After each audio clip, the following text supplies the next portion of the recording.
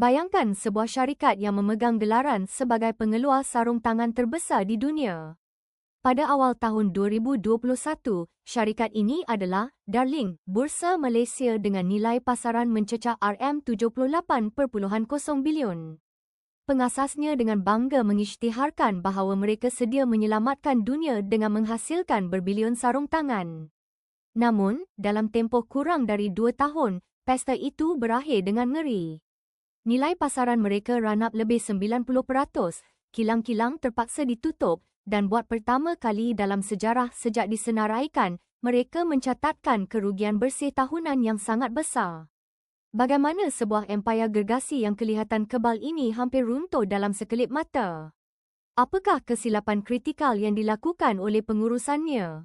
Untuk memahami skala krisis ini, kita perlu kembali ke permulaan. Ditubuhkan pada tahun 1991 oleh Tan Sri dari Lim Wee Chai dan Puan Sri Tong Siew Bee, Top Glove bermula sebagai operasi kecil dengan hanya satu talian pengeluaran. Namun, melalui strategi pengembangan agresif, mereka berkembang menjadi pengeluar sarung tangan getah terbesar di dunia. Menjelang tahun 2021, menurut laporan tahunan mereka, Top Glove memiliki 812 talian pengeluaran dengan kapasiti tahunan yang menakjubkan sebanyak 100 bilion keping sarung tangan. Mereka bukan sahaja membekalkan keperluan perubatan global, malah saham mereka dimasukkan ke dalam Indeks Standard Global MSCI dan FTSE 4 Good Bursa Malaysia. Apabila pandemik COVID-19 melanda dunia pada tahun 2020, permintaan untuk peralatan perlindungan diri atau PPE melonjak ke paras yang tidak pernah dilihat dalam sejarah. Top Glove berada di tempat yang betul pada masa yang betul. Pada suku kedua tahun kewangan 2021, syarikat mencatatkan rekod keuntungan bersih suku tahunan tertinggi dalam sejarah mereka, iaitu sebanyak RM2.87 bilion. Pendapatan tahunan mereka melonjak ke paras RM16.4 bilion. Tetapi di sebalik limpahan tunai berbilion ringgit ini, satu bom jangka sedang berdetik di asrama pekerja mereka. Kesilapan kritikal pertama yang membawa kepada kejatuhan ini adalah pengabaian aspek ESG, khususnya komponen sosial. Pada Julai 2020, ketika Top Glove sedang menikmati keuntungan luar biasa, Jabatan Kastam dan Perlindungan Sempadan Amerika Syarikat atau SCBP menjatuhkan tamparan hebat. Mereka mengenakan Withhold Release Order atau WRO ke atas Top Glove sendirian berhad atas dakwaan amalan buruh paksa. Bayangkan implikasinya, pasaran Amerika Syarikat menyumbang kira-kira 25% daripada keseluruhan jualan kumpulan Top Glove. Sekatan ini bukan sekadar isu reputasi, ia adalah sekatan terus ke atas talian hayat kewangan syarikat. Mengapa ini berlaku? Siasatan mendapati wujudnya amalan yuran pengambilan pekerja asing yang membebankan yang terpaksa dibayar oleh pekerja migran kepada ejen di negara asal mereka mewujudkan situasi belenggu hutang. Selain itu, Jabatan Tenaga Kerja Semenanjung Malaysia atau JTKSM bertindak mengenakan denda sebanyak RM220,000 ke atas syarikat selepas mendapati kemudahan penginapan pekerja yang disediakan adalah sesak dan tidak kondusif, melanggar piawaian Undang-Undang Minimum Perumahan Pekerja. Kesilapan kedua adalah apa yang dipanggil oleh penganalisis kewangan sebagai extrapolation bias, iaitu membuat andaian bahawa permintaan luar biasa era pandemik akan berterusan selama-lamanya.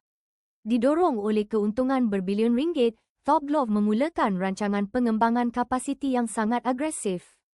Mereka meningkatkan sasaran kapasiti pengeluaran ke tahap yang sangat tinggi tanpa menyedari bahawa kitaran industri sarung tangan getah adalah sangat kitaran atau cyclical.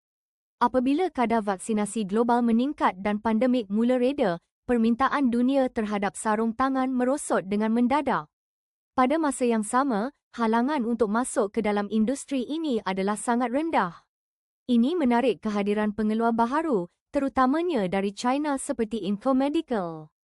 Pengeluar China ini membina kilang-kilang yang lebih moden, menggunakan teknologi otomasi terkini dan menikmati kos tenaga domestik yang jauh lebih murah.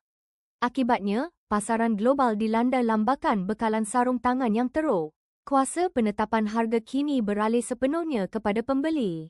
Harga jualan purata atau ASP sarung tangan yang pernah melonjak melebihi $100 Amerika Serikat bagi setiap 1,000 keping semasa kemuncak pandemik, jatuh merudum ke paras antara $16 Amerika Serikat hingga $18 Amerika Serikat sahaja. Top Glove terperangkap dengan kapasiti yang terlalu besar dan kos overhead yang tinggi. Detik paling kritikal dan dramatik berlaku antara penghujung tahun 2020 hingga pertengahan 2021. Pada November 2020, satu krisis kesihatan mega meletus di halaman rumah mereka sendiri. Kluster teratai dikesan di asrama pekerja Top Glove di Meru, Klang. Ia dengan cepat merebak menjadi kluster COVID-19 terbesar di Malaysia pada masa itu dengan mencatatkan lebih 5,000 kes positif. Kerajaan terpaksa mengarahkan penutupan sementara 28 kilang Top Glove secara berperingkat untuk membendung penularan. Penutupan ini menjejaskan kapasiti pengeluaran syarikat sebanyak 50% pada ketika permintaan global masih di kemuncak.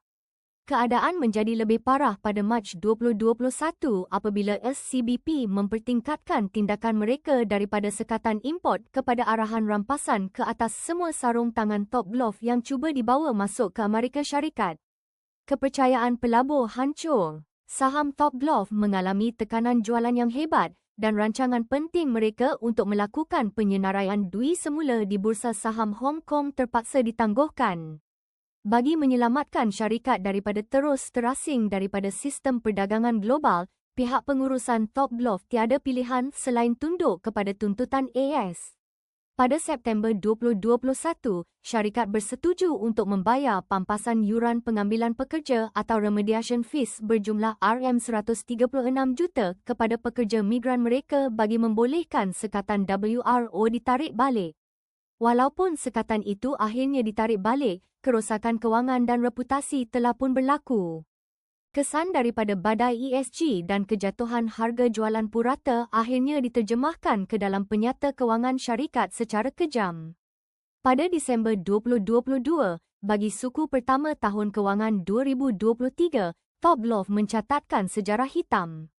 Mereka melaporkan kerugian suku tahunan pertama sejak disenaraikan di Bursa Malaysia dengan kerugian bersih sebanyak RM52.7 juta. Pesta keuntungan berbilion ringgit telah tamat sepenuhnya.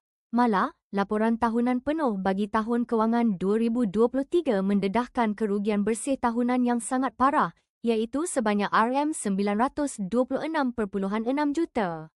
Bagi menghentikan aliran keluar tunai, Lembaga Pengarah Top Glove terpaksa melaksanakan pelan rasionalisasi kos yang drastik pada Jun 2022. Mereka menutup sementara beberapa kilang yang tidak cekap, membekukan pengambilan pekerja baharu dan menangguhkan semua perbelanjaan modal atau CAPEX yang tidak kritikal. Setakat tahun 2024, Top Glove masih berada dalam fasa pemulihan yang perlahan. Walaupun mereka berjaya mengurangkan kerugian suku tahunan melalui pengoptimuman kos, mereka kini beroperasi dalam realiti pasaran yang sangat berbeza, dengan harga saham mereka kekal berada pada paras sekitar 90% lebih rendah berbanding nilai kemuncak mereka. Apakah pengajaran penting yang boleh kita ambil daripada kisah kejatuhan Top Glove ini? Pertama, bagi pelabur runcit Malaysia, jangan sesekali terperangkap dalam cyclical trap. Keuntungan luar biasa atau supernormal profits semasa krisis kesihatan tidak akan kekal selama-lamanya apabila keadaan kembali normal. Kedua, isu ESG bukan sekadar gimik pemasaran.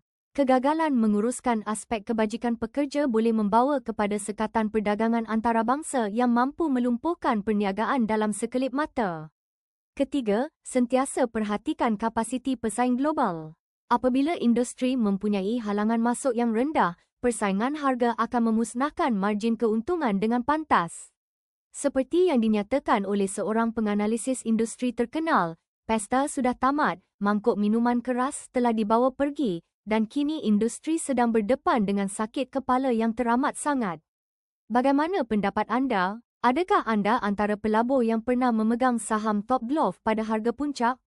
Tinggalkan komen anda di bawah dan jangan lupa untuk subscribe channel Wang Kuasa untuk lebih banyak analisis kes perniagaan yang mendalam.